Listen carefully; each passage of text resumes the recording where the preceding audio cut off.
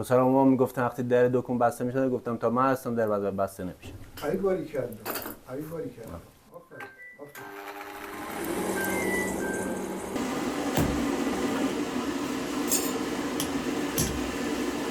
بله این خمچین بسازه بیل کل این بکشه. صبح روز 29 آبان ماه داریم میریم به سمت چلنگری. چلنگری یکی از صنعت‌های قدیم ندوشان هست که آلات کشاورزی، آلات دامپروری و ملزومات دیگر رو تولید میکردن. دیگه بکنم این آهنگری به همون سبک قدیمی بود. به همون سبک قدیمی. در قدیم 6 تا آهنگری داشتیم که الان یکی آیه اسد جعفری باقی مانده این چلنگر هستن. سلام. خسته باشید. علی جان خوبی؟ سلام استاد. خوب هستی؟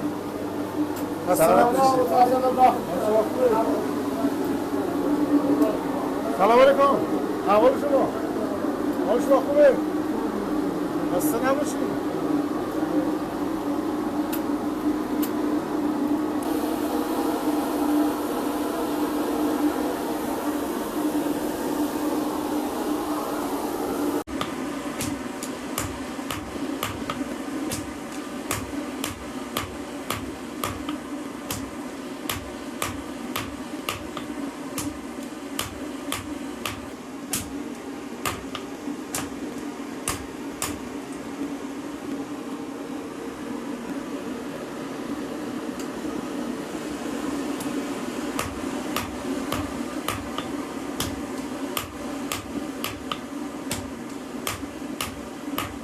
خودت چند سال کار میکردی؟ بله؟ میگم از چند سالگی کار میکردی؟ ما همین کار میکردیم. از بچه بودیم که حالا همین کار رو بودیم.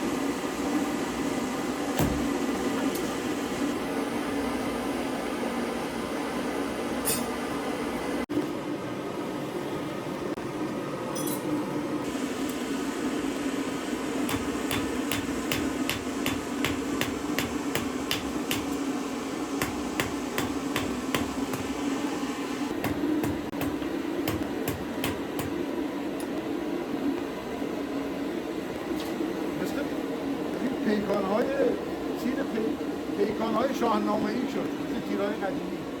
آخرین.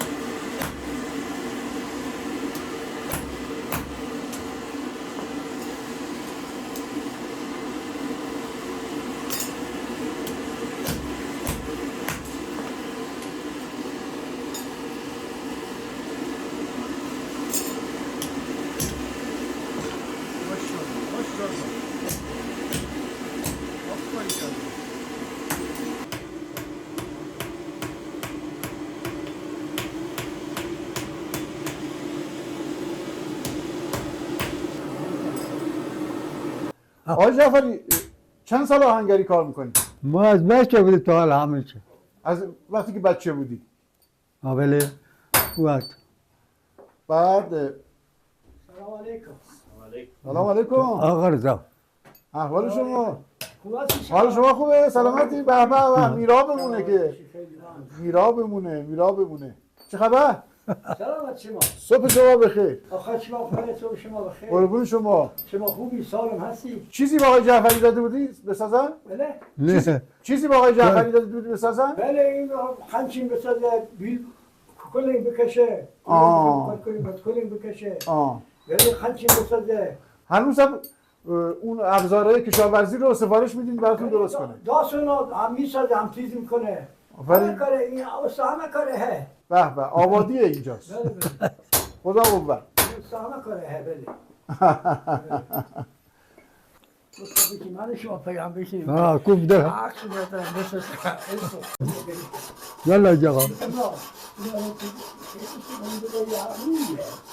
چرا یه کار دیگه شروع نکردی؟ کار دیگه هم داریم خب. یعنی که علاقه نداشتی به این کار؟ چی؟ داشتی؟ اون وقتی من علاقه داشتم اون رای من نمیدادن. چیکار کرد؟ رای من نمیداد. راد نمیداد. خودشون شق بوده. نیاز به من نداشتن. نیاز داشتن، یعنی اون میگفت برید پی کار دیگه. خوبه، خیلی من خوشم اومد. خیلی ها مثلا میگن که آقا کار سختی هم هست. کاری نیست که حالا بگی که مثلا کار پدر، بعضی از کارهای پدرها کار راحتیه، پول زیادی هم داره، میگی که آقا اصلا من علاقم نباشه میرم. ولی شما مثلا کار خیلی سختیه، همچین درآمدی هم نداره. یعنی زور بازو و در واقع همت در واقع خودتون میخواد.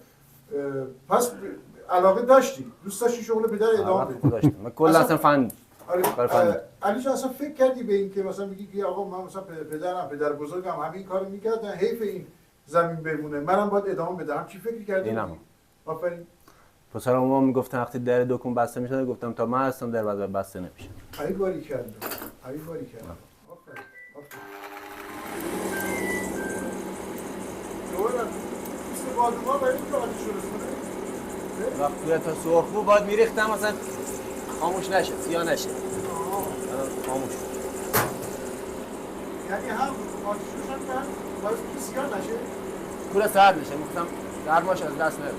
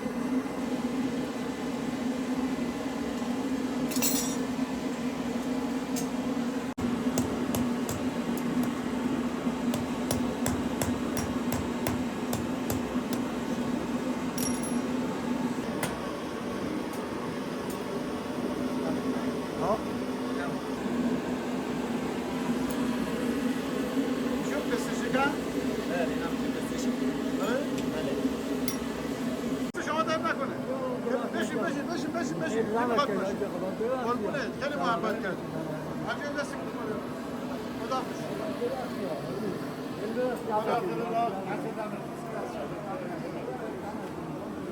يلا